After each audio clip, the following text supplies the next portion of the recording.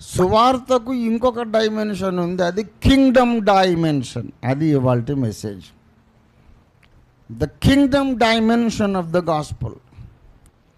నువ్వు ఇందులో కూడా రావాలా, అర్థమైందా?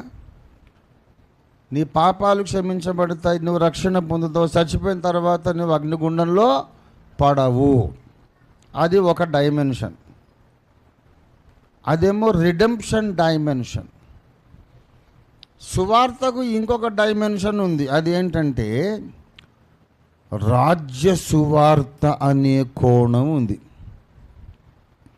నువ్వు దాంట్లో కూడా రావాలి. ఒట్టిగా నువ్వు రిడెంప్షన్లోనే ఉండి కింగ్డంలోకి రాకపోతే నీకు సగం సువార్తే తెలుసు. యేసయ్య చెప్పన్న మాట చెప్తున్నా, 10 నిమిషాలైనా కానీ ఏముంది, చాలు ఒక ముక్క అర్థమైతే చాలు, మన జీవితం మొత్తం విప్లవాత్మకంగా మారిపోతుంది. ఒట్టిగా నేను పాపాలు క్షమించబడ్డవి, నేను పాప క్షమాపణ పొందాను, నేను నరకానికి వెళ్ళను అని అంతవరకే నువ్వు ఉంటే నీకు సగము సువార్త మాత్రమే తెలుసు. నువ్వు సగము రక్షణ పొందావు, ఎంత డేంజరో చూడండి. అంటే నరకానికి వెళ్తావని కాదు, రక్షణ యొక్క ఫలము నీవు పూర్తిగా అనుభవించవని అర్థం. You will still go to heaven. సువార్తను సగమే గ్రహించిన ఈ విమోచన, పాపక్షమాపణ, నరకము నుండి విడుదల, రక్షణ ఇంతవరకే నువ్వు ఉన్నా నీకు ప్రమాదం లేదు. అగ్నిగుండంలో పడవు, ఇంకా నువ్వు పరలోకానికి వెళ్తావు. చీర్ అప్, రిలాక్స్, నువ్వేం భయపడకు. అయ్యగారేమో సగం రక్షణ అన్నాడు, బాబోయ్ ఇన్నాళ్ళు చర్చికి వచ్చి ఇంత నేను బాప్తిస్మం పొంది దశంభాగాలు ఇచ్చి ఇంత సహకరించి మళ్ళీ నరకానికి పోతున్నా ఏమిటి కర్మ అనుకోకు. నువ్వు నమ్మి బాప్తిస్మం పొందావంటే నువ్వు పరలోకానికే వస్తావు, 100% షూర్. యోహాను 3:16 మనకు ప్రామాణికం.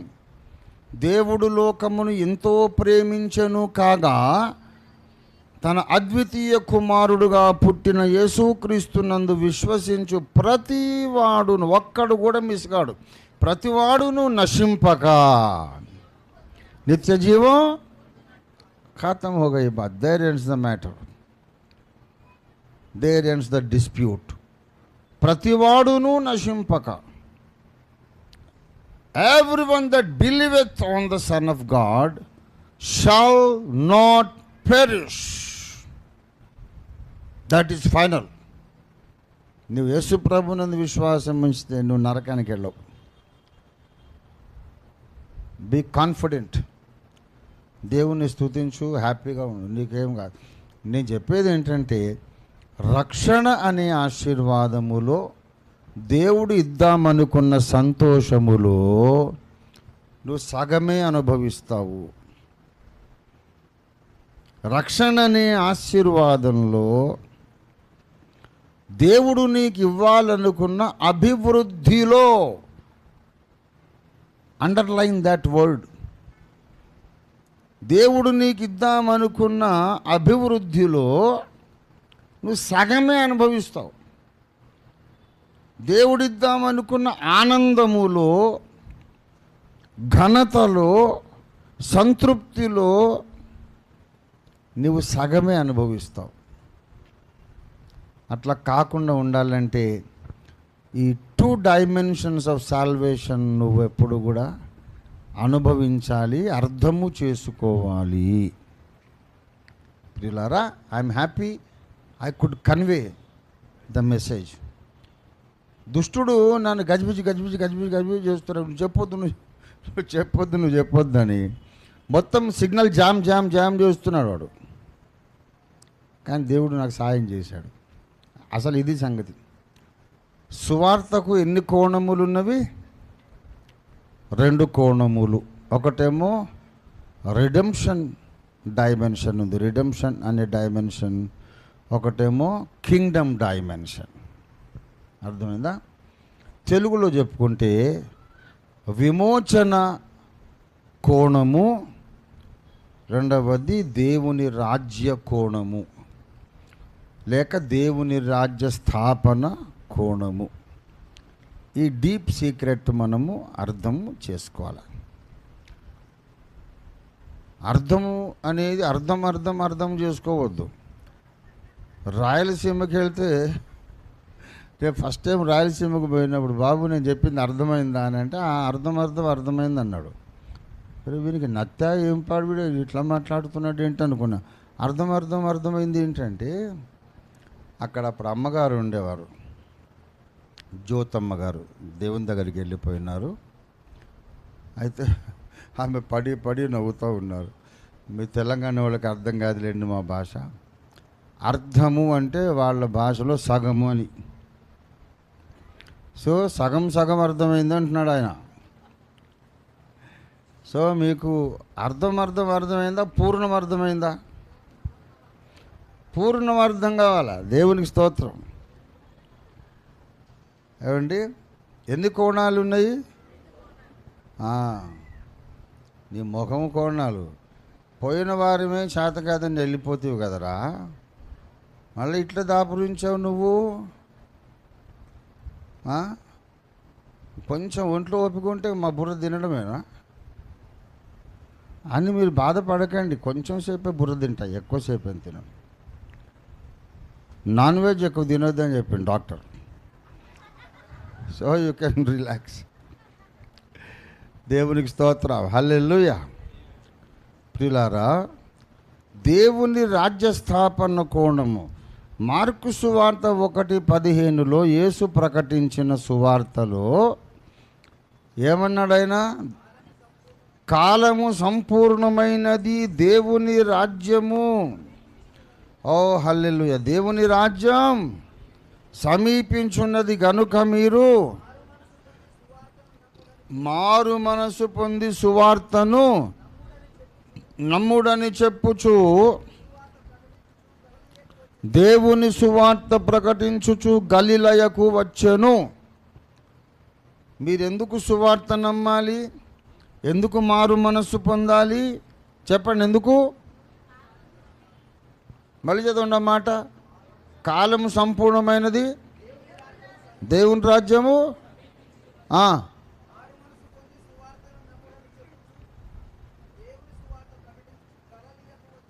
ఆ రెండు జరిగినాయి కాబట్టి, కాలము సంపూర్ణమైనది మరియు దేవుని రాజ్యం సమీపించింది, ఆ రెండు ఉన్నాయి కనుక మీరు ఇప్పుడు ఏం చేయాలి? మారు మనసు పొంది సువార్త నమ్మాలి. దేవుని రాజ్యం సమీపించడం అంటే మన కాన్సెప్టు ఏమిటంటే,